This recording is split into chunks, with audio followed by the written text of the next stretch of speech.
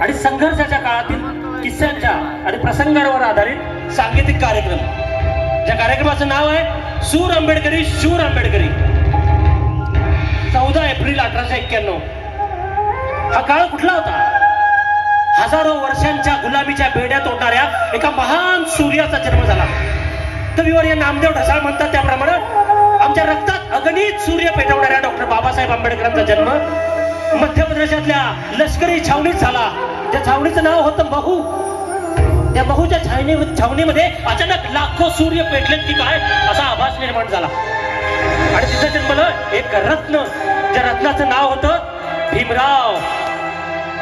हजारो वर्ष सूर्याच्या प्रखर किरणांनी त्यांना होरपळून टाकलं होतं. अशा कोट्यावधी अस्पृश्यांच्या जगण्यामध्ये चांदण्याची छाया निर्माण करणारा तो एक महान प्रज्ञा सूर्य होता. तो जरी सूर्य असला तरी त्याची किरणं आपल्यासाठी तप्त नव्हती, तर चंद्रासारखी शीतल होती.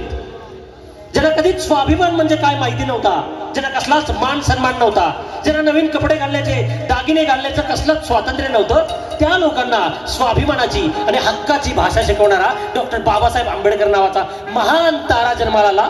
ती तारीख होती 14 एप्रिल 1891.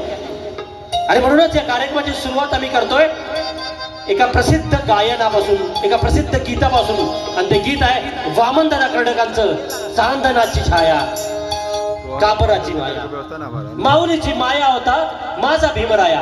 खरंच चांदण्यांची छाया बाबासाहेब आंबेडकरांनी आपल्याला दिलेली आहे. आणि त्याच शीतल प्रकाशामध्ये आम्ही आमचा मार्ग शोधला, जो मार्ग शिक्षणाकडे आणि स्वाभिमानाकडे जाणार आहे.